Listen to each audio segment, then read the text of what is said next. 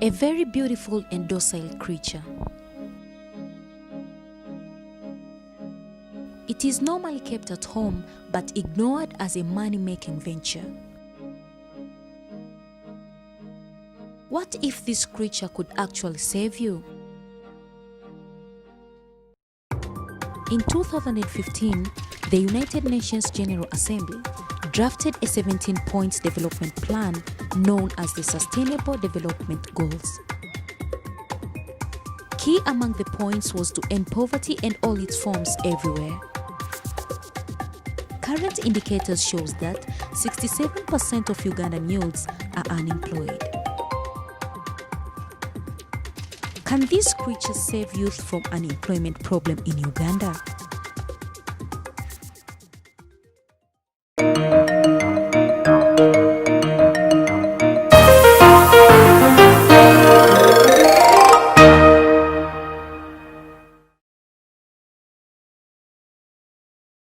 The most common rabbit breeds in Uganda are California rabbit, New Zealand,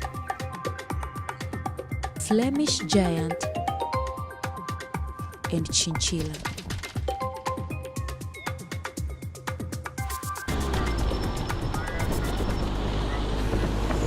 All the way from Kampala to Chiwenda area in Gayaza, meet Mark, a 33-year-old rabbit farmer who has been able to create employment for himself and 7 others in his farm, which hosts 400 rabbits. Why did he choose this venture? Amongst the many options that were available to me at the time when I came into farming, it's the one that made the most sense vis-a-vis the investment required. I had a very small budget. I just thought, okay, let me start with 10 or so rabbits, build for them their cage structure and, move on from there. So the budget was quite small. I think it was 2.5 million shillings, Uganda shillings, at that time. But I did that, and I could have moved on and grown organically to where I am now. But obviously, it would have taken me a lot more time. So along the way, things changed, and I sourced for monies from elsewhere and pumped it into the business. At this moment in time, rabbit farmers are still very few. And when I got into the business, I quickly realized there was an opportunity to do breeding. That is one of the reasons why my investments increased, because I then realized that for me to be a breeder for other farmers, I had to invest a lot more money. Hence, all this you see here. With the budget he started with, how is the progress of his farm up to this time? I do sell the breeding stock, I do sell the rabbit meat, I do consultancies, I construct for people cages, I set up their farms, I sell rabbit feed, I manufacture and pack and sell rabbit pellets commercially. Yeah, I do the whole lot. Mark started with a budget of 2.5 million, but Grace, the CEO of VAT Fields Limited, started with even a smaller budget. She is not only keeping rabbits, but also adding value in rabbits products. With that 380,000, I started with 5 rabbits and broke through our old boys' quarter in Chireka, and then 3 months later I had 56 rabbits. So it was just from that sacrifice of my little pocket money from high school. So we have a project that we call Economic Empowerment of Young Women through Rabbit Rearing and Value Addition. So economic empowerment of young women and youth through value addition and horticulture is a project that helps train women and youth down there in the villages, different villages, say especially Nebi, how to rear them, how to breed them, how to bring them from birth until the rabbits are old enough for sale, and especially for rabbit meat production. So in rabbit meat production, we do rabbit sausages, we do burgers, and we do fillets. However, we have also just introduced rabbit smoking. Now the smoking, we do it on orders. So currently, as we speak, we are speaking at Uganda Industry Research Institute. This is where we do our value addition from. We wrote to the institutions management of URI, Uganda Industry Research Institute, and they were able to give us, able to sign an MOU with us. So we are grantees. I mean, not grantees, we are incubators of this place. We are offered the space and offered the machines, and we only are able to pay utility bills. At Makerere University in the School of Agriculture Sciences, Peter Walekwa, an agribusiness expert, explains what sets one aside as a successful rabbit farmer. First of all, I think it's change in mindset. So there are some already pre-designed sheets which can help a farmer to pick various types of production records and the market records. And that is very important. And unless the farmer is doing that, it will be hard to follow up the costs and therefore how much he's getting. And it's a bit, it looks something not attractive, but you have to do it. Once you are doing it as a business, you can't keep everything in the head. You'll forget. I advise the farmers that you'll forget. You don't keep postponing. Capture these things as they take place. Most people still treat this as a hobby. Once you are doing it like that, and you don't treat this as serious business, you remain small scale.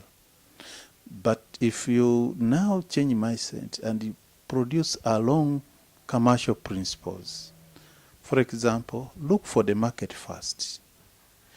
Know what the market requires. What specifications? For us, we are talking about rabbit, but there could be different breeds.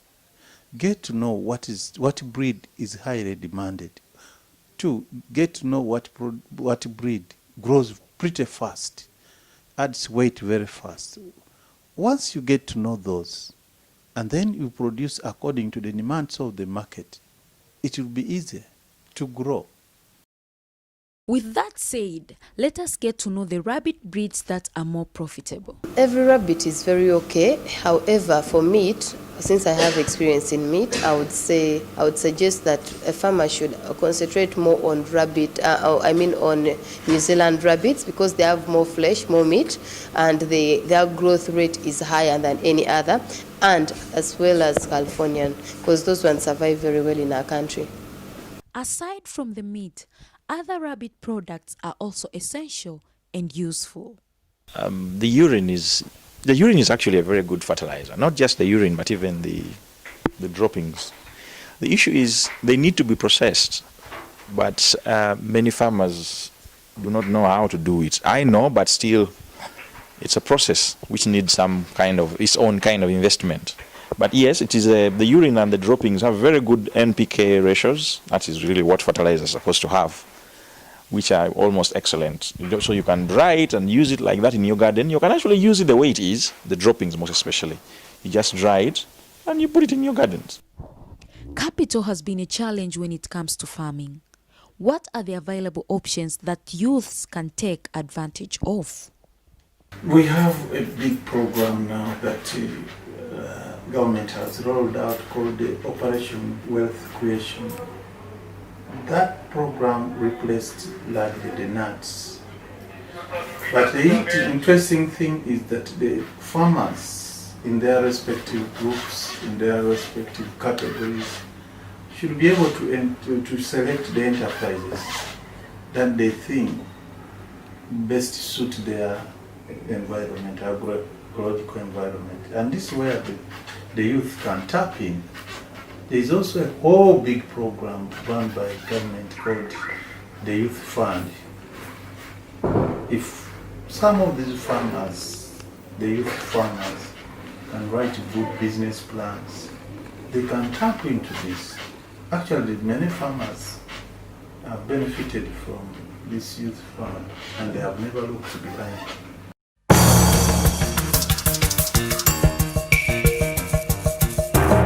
I have to tell them that, unlike what is said by most people, 1, there's a lot of patience required. Really, just like any other agricultural venture. But the word round out there is that, no, this is rabbits multiply, they produce like rabbits because they are rabbits. Yes, they do produce like rabbits, but due to the challenges mentioned before, you may not get those numbers that you just get when you get to your calculator and you tap 2 times 2 equals 4. No, it will not happen like that because of the various challenges. They tell you, no, 1 rabbit will produce 10 kits every month. No, it doesn't happen like that. it will actually give you like 6 or 7, and some of them will die, whether you like it or not.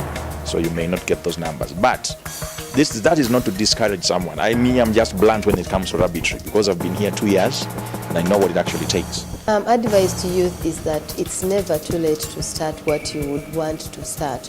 And betting, I would repeat again, betting shouldn't be a solution to the youth. I keep hearing the youth say that they don't have employment, What are they doing what are they doing towards having employment? They can wake up one day, there is a lot of work that we can personally introduce that can help other youths also be employed. So I think it's important that as the youth, we should stop now trying to look for employment, but rather create it so that the next generation shall not suffer the way that the generation currently is suffering. Now, with the increased demand for white meat, rabbit production is picking up as a commercial enterprise. And so I think for those who are doing this as a business, it's really picking up, and I think it is viable.